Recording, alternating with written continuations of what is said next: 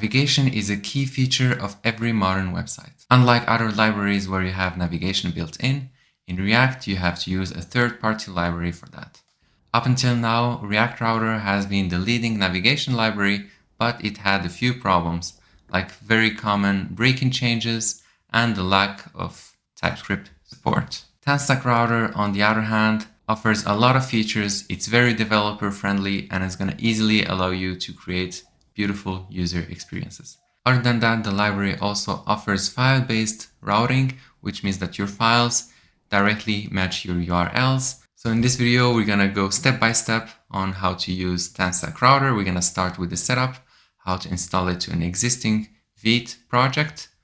Then we're going to add multiple secondary pages and then start with the real topics. For example, dynamic route segments with path parameters, how to navigate between multiple screens, how to create your custom link components, and also how to dynamically navigate to another screen using JavaScript. And we're going to finish off by adding search parameters in the URL and validate it with Zod. So this video is going to give you all the basic building blocks that you can take and use in your own application to have multiple pages. And by the way, the project that I'm using in this video, I took it from my previous video, which is a full course on React Query, an awesome library. Go check it out after you finish this video. So here I have this project that we built together in the TanStack Query course. This is a phone book contact application, so you can have your list of contacts. You can click on edit a contact, and then you have this formula where you can save the information about each contact. You can also add a new contact, so you have this form here, and then you have pagination. And there is a backend server that actually handles all these requests and saves the contacts. So when it comes to TanStack Router, if you have an existing project, then you would need to manually set it up.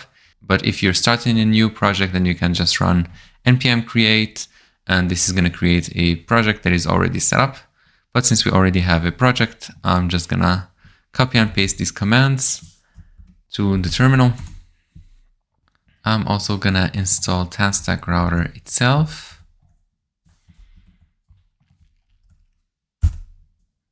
And then you need to configure the Vite plugin. So we need to add this TanStack Router Vite.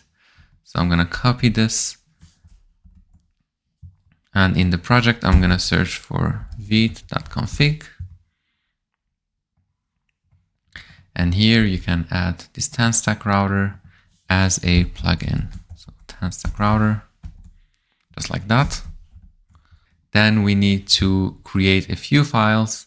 So we need to create a routes folder, and inside of it, we can create our routes. And in this tutorial, we're going to be doing file-based routing, which is easier to set up and to work with than dynamic routing. So let me just copy this website and open it here. And we can follow it from here. So let's create a new folder, routes, and this is where the pages will be living. And then a new file called root.tsx. And you're going to see that this code just magically appeared. And how this works is actually because we are running npm run dev in the background. And this plugin that we added in the Vite config is running in the background. So every time that you create a route inside this folder, it's going to already create the code for you. That way you don't have to create this code manually. So now we have this code, and let's reload the page. Maybe I need to restart the server. Okay, still no changes. And that's because we still haven't finished the setup yet. So I'm also going to add this index file. I'm not going to make it lazy. So in TanStack Router, you have the option of making routes lazy, which means when the user visits that route, then the code is pulled. And this can be used if you want to have a performant first render in your application. For now, that's not important. So new file, index.ts. And now let's go to the main file. Boop, boop, boop, boop, boop. This one. So this is the code that we had before. So I'm going to take this app that we are using here and then put it inside the index file. So this is the index route. And inside our main application, we can use this generated routes.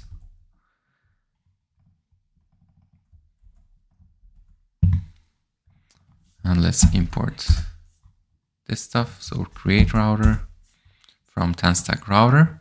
And one last thing we need to do is to register the React router type to TypeScript. And this is gonna allow the code editor to do suggestions when you're writing the code. And you're gonna see this is really cool. So it seems to be working. Now that we've done the setup, let's go ahead and commit our changes. So add TanStack Router, or better said, setup TanStack Router. Let's add everything and commit. And now that we have TanStack Router set up, we can do really cool stuff. For example, add in a second page. So now if you look at the URL, it's the base URL. Let me just resize this a bit. Let's go ahead and go to our routes directory and create a new file. So for example, hello.tsx. This code is generated directly, and now we can go to /hello. So as you can see here, we have a hello root and then a hello. And this root part comes from the root route. This is basically a wrapper over all the children of the application. And this is really useful. So for example, in this application, we're using providers everywhere. So if I go to main.tsx, we have this React query provider and then this Mountain provider, which is the UI library provider. And these two components need to be wrapped around everywhere. So that's a really good use case for that. So let's just copy this stuff and move it to our root route.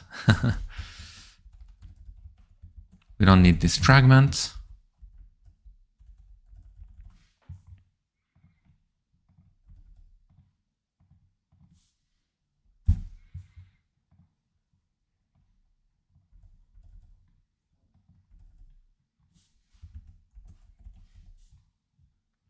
So let's just move everything to the root.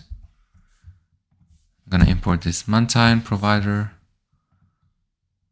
Let me see, it's missing a closing tag.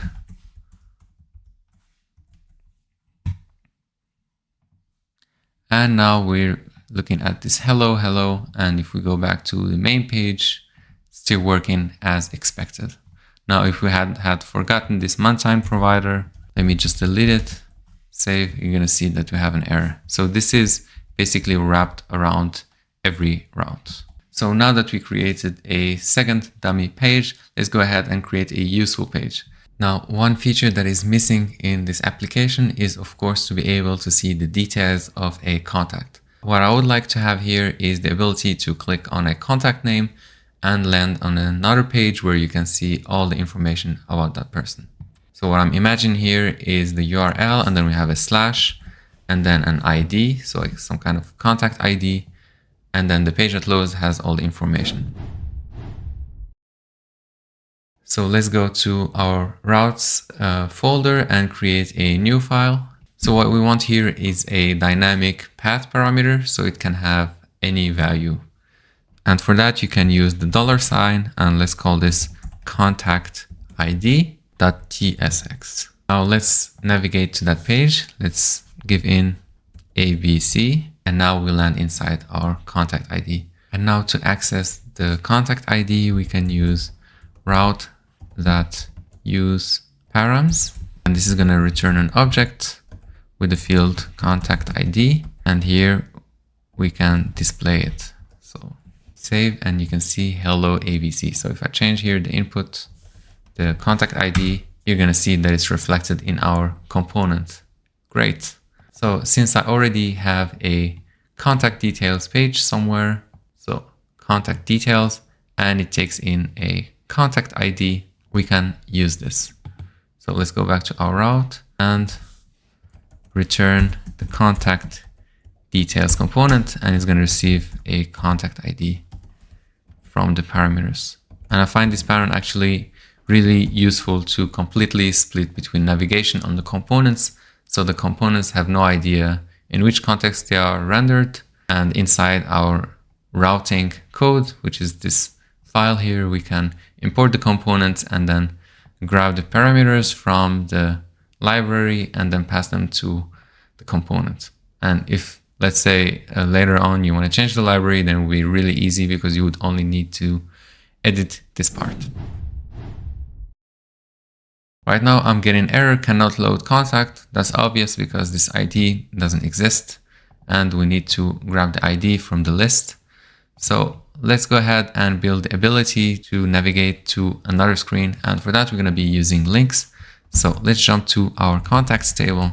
And here we have our table, and then we have a row component. So let's go inside of it.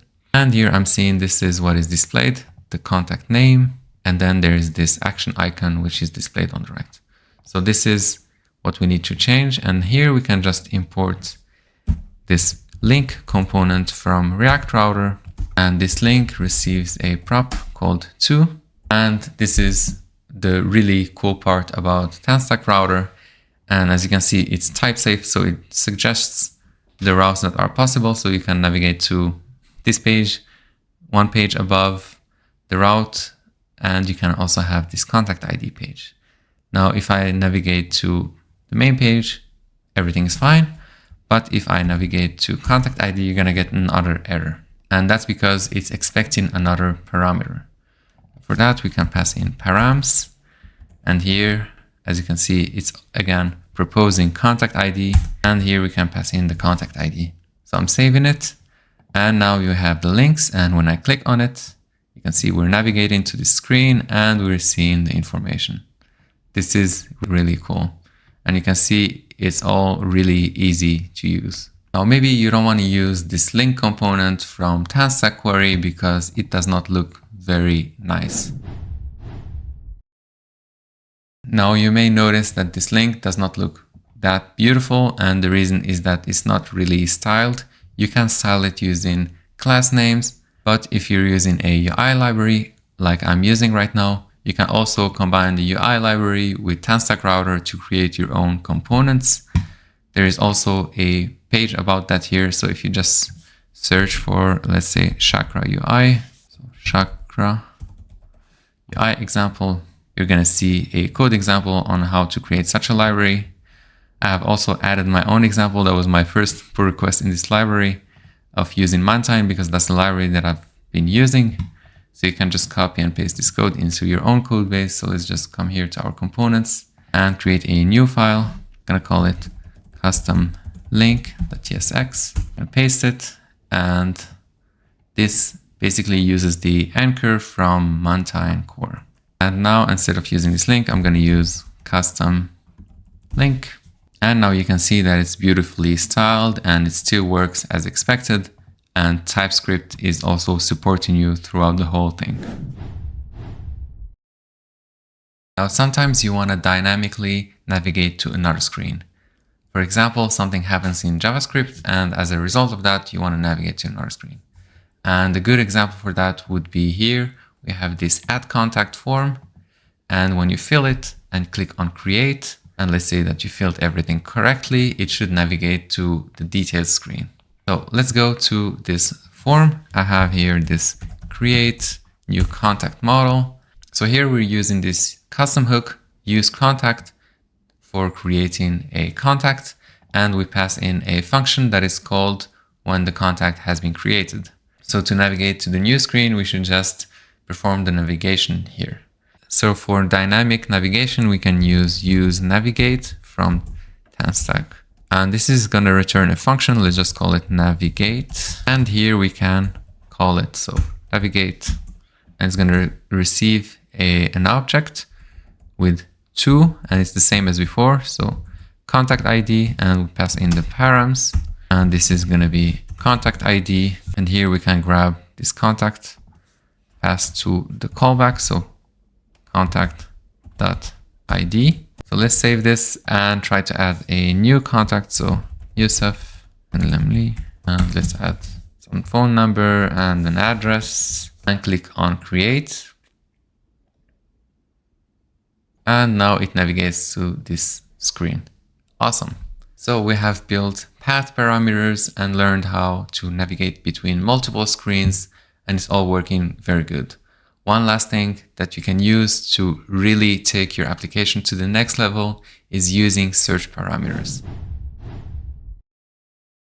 So search parameters are optional parameters that you can have in your URL, and you can use those to move the state to the URL. This is really useful if you want to make a page bookmarkable, or you want to navigate to that page with an initial state. And a good use case for this would be, for example, here we have this edit form when you want to edit a contact. And here, instead of having a state, it would be cool to have something here like edit contact ID is equal a number. And that way you can also bookmark this URL or send it somewhere else or save it. And when you open it, the edit modal is going to be open. So let's go back to our page. So we have our index page, and this is where we are rendering this app. Let's go inside app.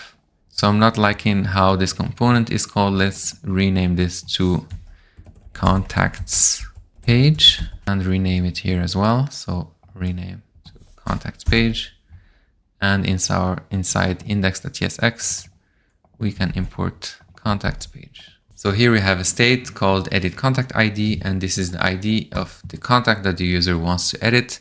And this is passed to this edit contact modal that is shown when the user clicked on this icon. Now what we need to do is to just take this state and lift it up. So let's create props for this page, contacts page props, and this is going to receive edit contact ID, which is either a string or undefined, and then set edit contact ID, which is a function that takes an ID, which is a string or undefined, and returns void. Now we can grab our props here. So contact page is prop, and edit contact ID, set edit contact ID, and then we can get rid of the state. And now let's go back to our index file, our route file.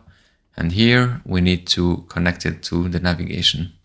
Let's also remove this diff. And for that, we can add search parameters. And for adding search parameters, the best way to do it, at least in my knowledge, is to use a library like Zod to define a schema, which is going to be how the search parameters are going to look like. So let's go ahead and just install Zod. And we're going to go ahead and create our search parameters schema. So const search parameters schema, and this is going to be an object. So let's import Zod, import all as C from Zod, and now we can use it. So this is going to be an object, and it's going to have a field called edit contact ID, and this is going to be a z.string. And for now, I'm also going to make it optional, and now we can pass it to our route. So there is a field called validate search, and here we can just pass our search parameters schema. And now that we've done that, we can come finally to our route component and use route.useSearch. And this is going to return, surprise, surprise, edit contact ID. And if I hover over it, this is of type string or undefined. So if I come here and define this as a number, this should be a number as well. Let's undo that for now. And now we can pass it to the function. So edit contact ID is edit contact ID. And then for the other field, which is set edit contact ID, we're going to receive an ID. And here we can also call navigate. So route.useNavigate. And here we can call, so navigate, and pass in the search. And the search is going to be an object with edit contact ID with the given ID. Now the difference between using route.navigate and just importing useNavigate from the library directly is that this navigate function also takes into consideration that you're already in this route, so you don't have to pass in a new route. So let's save this and see if this is now working. So I'm going to come here and click on edit, and you can see that the parameter lands in the URL. So we have this edit contact ID, and then it's open here. So if I close the modal, the parameter is also removed from the URL. And one last thing I wanted to actually check is what happens when I enter something that does not look like an ID. So if I click on edit and then come here and then just enter some random string like ABC, then it still tries to load that contact, although it's obviously not an ID. So what we can do is to come back to our schema and define this as an UUID and check now what happens when I enter this URL. It's directly removed. So let's try it again. Let me select all this part and add ABC. And as you can see, it's directly removed from the URL. And that's because it's validated using this schema, which means that we don't take the URL as is and we trust it, but we actually are skeptical about the URL and we try to validate it and make sure that it looks exactly how we want it to look, which is a really cool thing to have. And there you have it, a deep dive on TanStack Router. If you watched the video till now, it means that you have all the tools you need to create a great application with multiple pages. And if you're new to my channel, then you should definitely consider subscribing and liking this video. This will motivate me to create other videos since I'm just starting out. Thanks again for watching the video, and I'm really excited to see you in the next one.